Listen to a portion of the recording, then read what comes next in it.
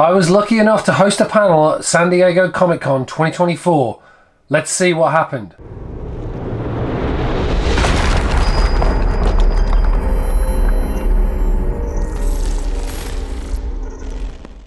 Hi everyone and welcome to Still Only 35 Cents. I was lucky enough this year to host a panel alongside Neville Grail Hunters Howard at the San Diego Comic-Con 2024 and talk about UK and Australian foreign editions and give a little bit of history of those books. The sound quality's not that great, but I thought it'd be really good to give you a sense of some of the highlights of the panel and show you just what my first Comic-Con panel looked like. But before we get started, usual stuff, if you haven't already, please hit that subscribe button and ring that notification bell for future content. And if you like the video, please hit that like button and leave a comment down below. Let me know what you thought about the whole thing. And with that, let's get on with the panel. In Marvel, for instance, publishing-wise, they had in the 60s, 1943 to 1960, it was a bit of a drag because unfortunately, in the UK, they weren't allowed to print, I think it's Australia, they weren't allowed to print foreign comics. They weren't allowed to print foreign comics. It had to be original material. And so it was pretty much a drag between 1940 to 1960. And then in the 1960s, that lifted.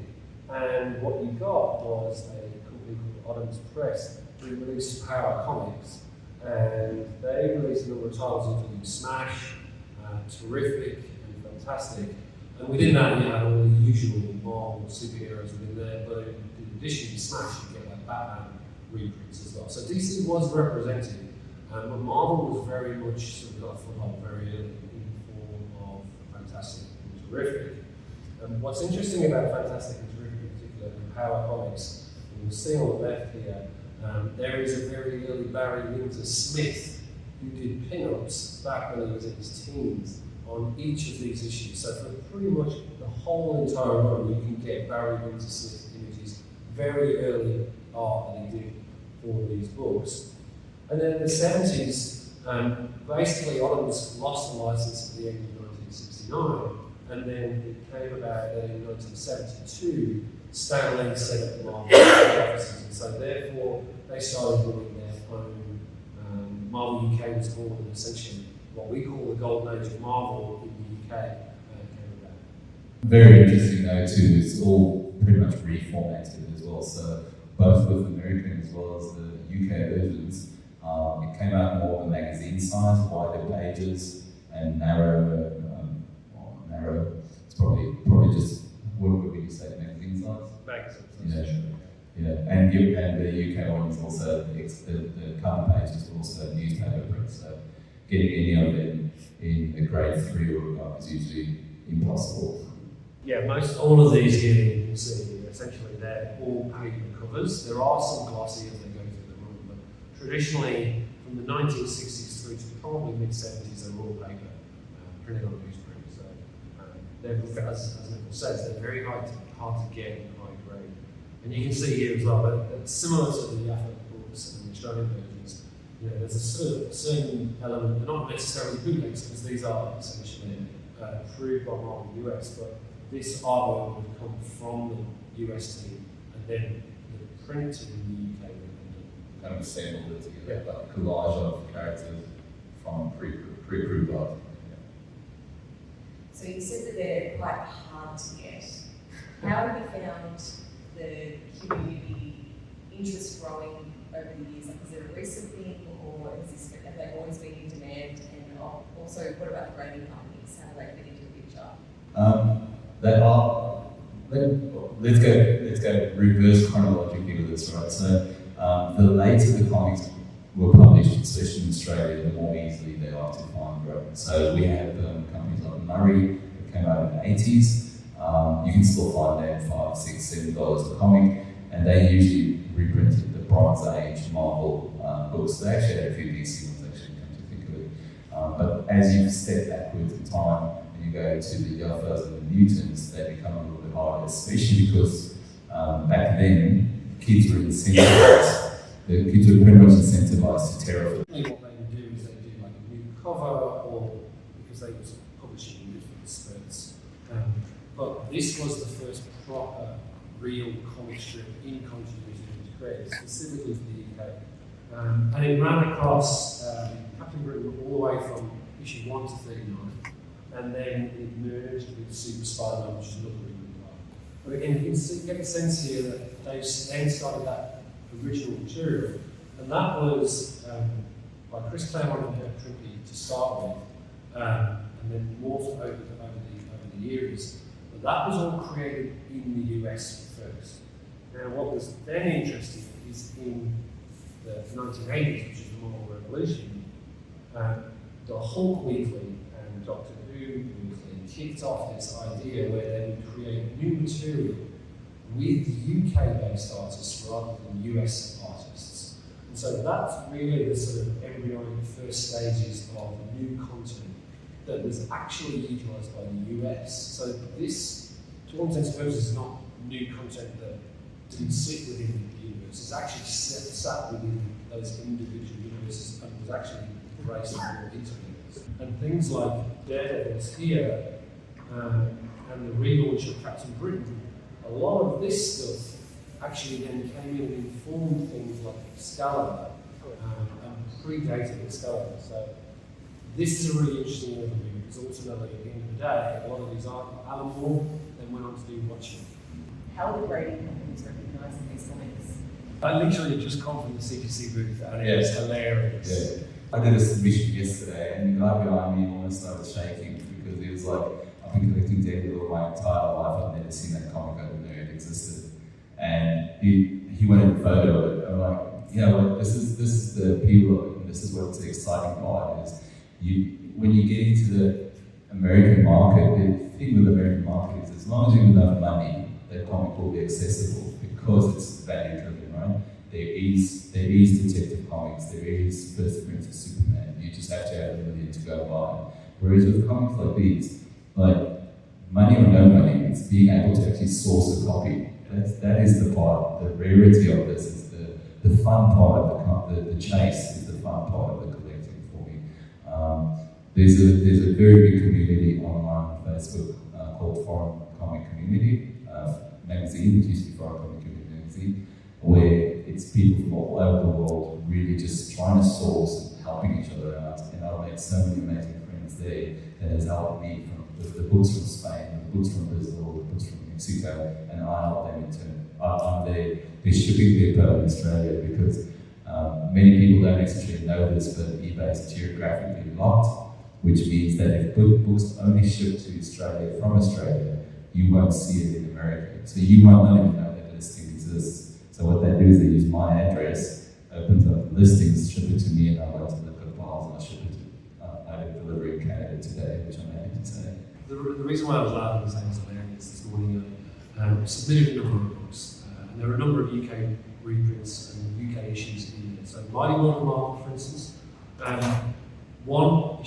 issue 2, I was able to do no problem because I previously submitted the copies to CTC myself. And then I had to literally list everything else from 3 through to number 8 because they don't exist. They're not even graded. They're not on the census. We're essentially helping them grow their database of comics. Exactly. I was doing the same thing yesterday.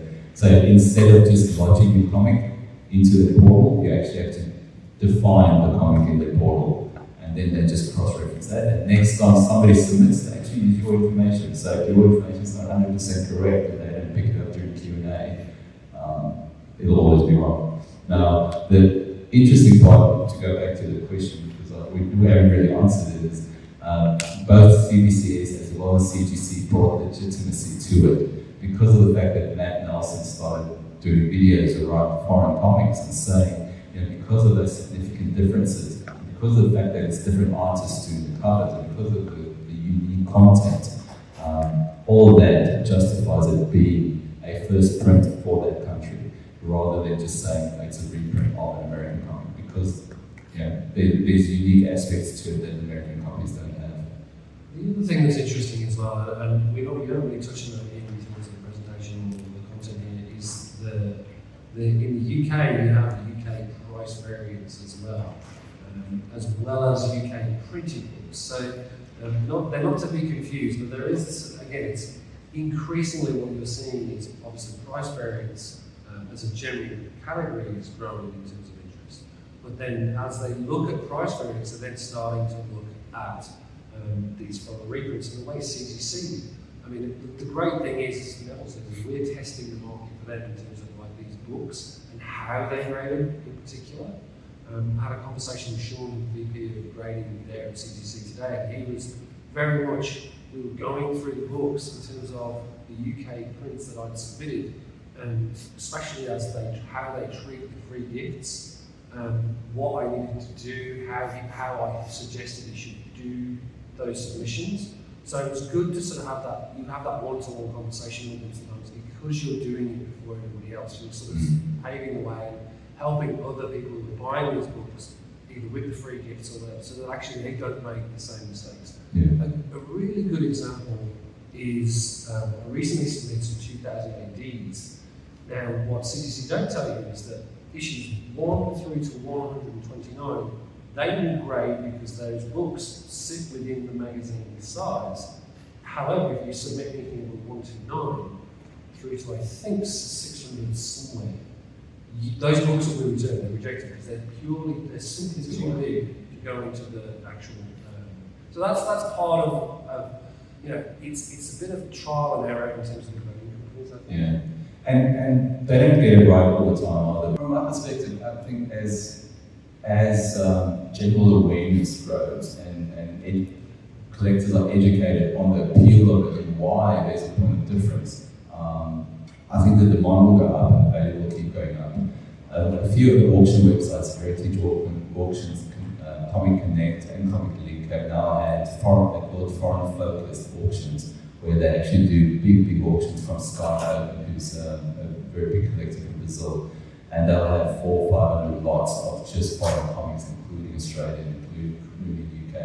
And as a result of people just going on there and they snagging a bargain and thinking, oh, this is a cool point of difference in my collection, and then interest in that, it just sparks an interest. All of a sudden, you're a foreign collector. It just happens, and there's a lot more of them joining those groups over time.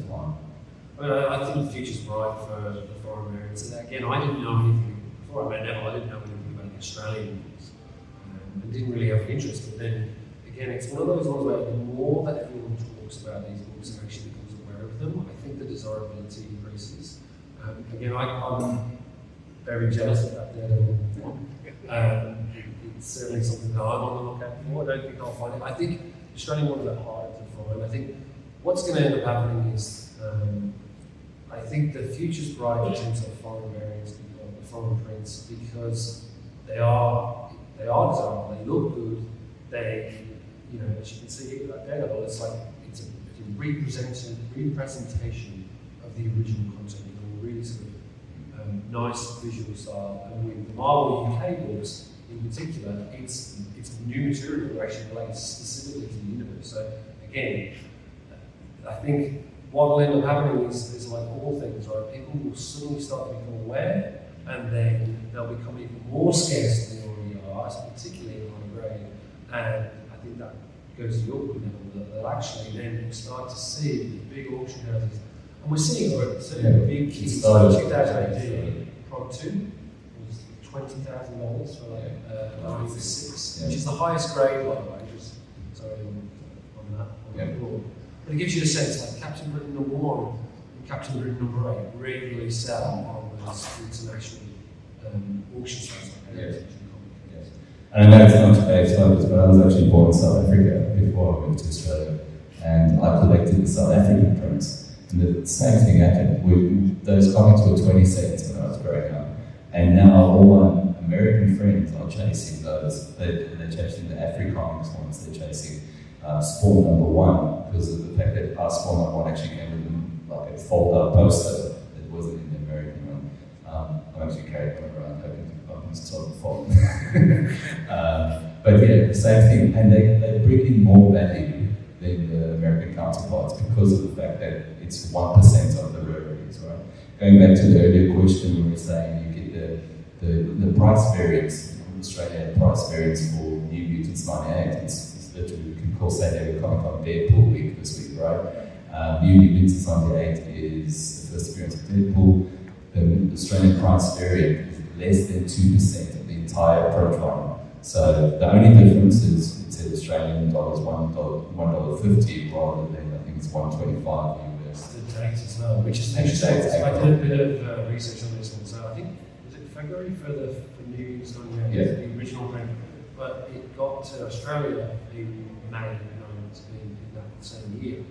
And so that's the difference. You obviously have the Australian price, but then also the date is slightly different. So if you ever go looking for a CTC on the registry, it's actually two different books because of that. Yeah. Interior date, page one's the same, which is very Is interesting. the barcode is the same? Yep. I was just going to comment that I also wasn't aware of foreign issues as well until I started looking at really Spider-Man 200. Yeah. That's a game of Right. Amazing Spider-Man. There's so many, man. Good luck. Right, so I think I have the Spanish, the German, and whatever else, the Brazilian also. But interesting thing is, like when you mentioned, the covers are completely different. Yeah. The Canadian variant has the Niagara Falls on the cover with really swallowed by venom, so that's pretty kind of cool. But then I'm also looking at the Italian versions too, so I'm wondering, any comment on like the EU as a publisher?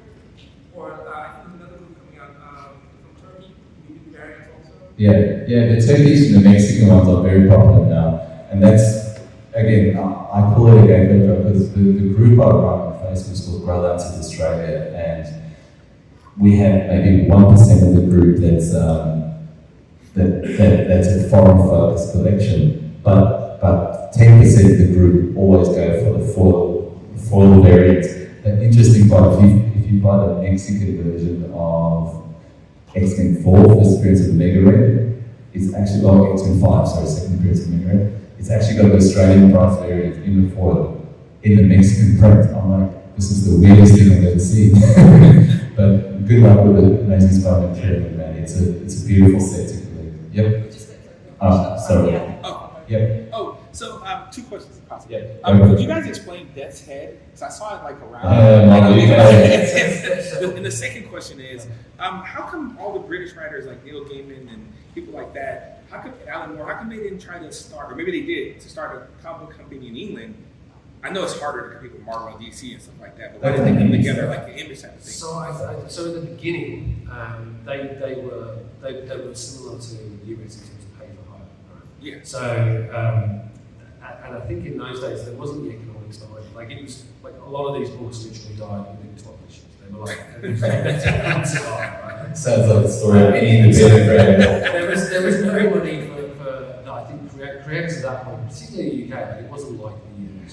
So they did pay for hire with them. But essentially then what happened is the big companies, Marvel and DC, spotted that talent and wanted to bring it over. That's then, so what ended up being full circle is that once they developed that talent and actually published works in the US and became super popular, that's when they started printing their own or going on their own with their own stories. So you'll see a lot of that in things like, post Sandman, post Watchmen, and those guys doing their own thing because they had the confidence, they had the market there, and they could do it. And I think on your point on Death's Head, so Death's Head was an interesting character. 2 iterations. I'm lucky enough to have his first appearance, which is in Transformers Weekly. Yes.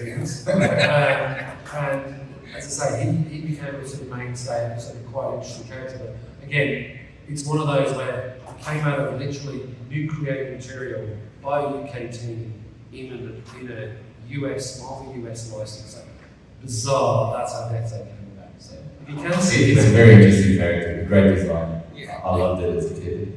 Thank you. Next question over there. Go. Yeah, I mainly collect the Odhams books, and I've been lucky enough to get the annuals. 2 or 3 Powells, 2 or 3 Fantastics. Yeah. And I was wondering, Dave, if you could talk a little bit about the annuals for Grail Hunters Australia and Neville Australia. That's a really good question. So, is there any so the UK, we had these hardcover annuals. They were printed. They were the original Odhams one that you just referred to. Powell, fantastic, Yeah. terrific. Actually, wasn't. Yeah. So the question is there? First of all, a bit of info about that. Then is there an Australian equivalent? of those types of animals. There isn't an Australian version of that, but you go in holiday beer for a Kickstarter. Putting all of those together in big albums. It's amazing. Yeah. So from a UK standpoint, you're right. Essentially, you have these printing companies that are separate to the actual Marvel or DC, and they would buy the license to do an annual one. When you see a US comic annual, it's just this sort of floppy as you would expect all comic books to be. But in the UK, they were literally hardcover books with full colour printing of the stories inside.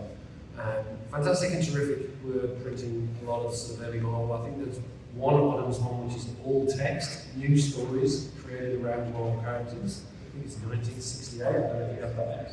Yeah, I think so. Yeah, and then I have that one, but then increasingly over time, they then started reprinting Marvel and DC hardback covers, and I think they ran into the mid '80s and then sort of dropped off. But primarily, as I say, in addition to the comic books, you've got these hardcover books that are reprinted comics. There's a very nice one, probably obviously the late 70s, but first edition Punisher snuck into one of the Spider-Man annuals, which is also one of the hardcovers. We didn't get that in Australia at all, unfortunately. Alright. Back to you. I think we're probably near the end, but how do people find out about more about horror comics and printing? Bring it up. Comic next week. There you go. Professional to the end. So yeah, as I say, I have a YouTube channel, so you can catch up with me anytime. I have a weekly show, very Monday mail call show, where we go through mail calls. I give you a little bit of history in terms of the comic books that I've picked up that week, and then have regular videos coming in. We'll obviously have some semi-edited. Yes, on Instagram, YouTube, X, and we also have a website, so Yeah, so my Instagram's on there, it's Neville Grail Hunter. I do run groups on Facebook.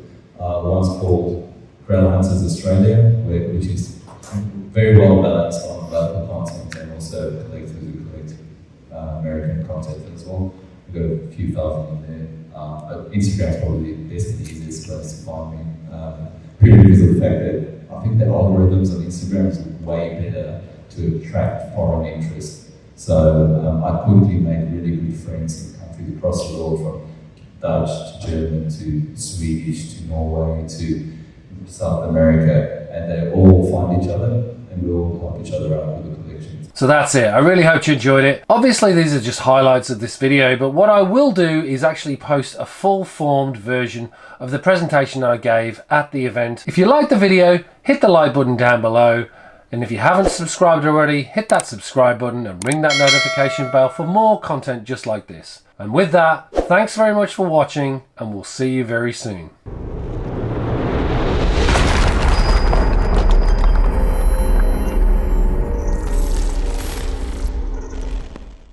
Don't forget to check out our other videos or our weekly live stream, the Merry Monday Mail Call Show, as well as follow us at Stlll Only 35 Cents on Instagram, Facebook and X. Enough said.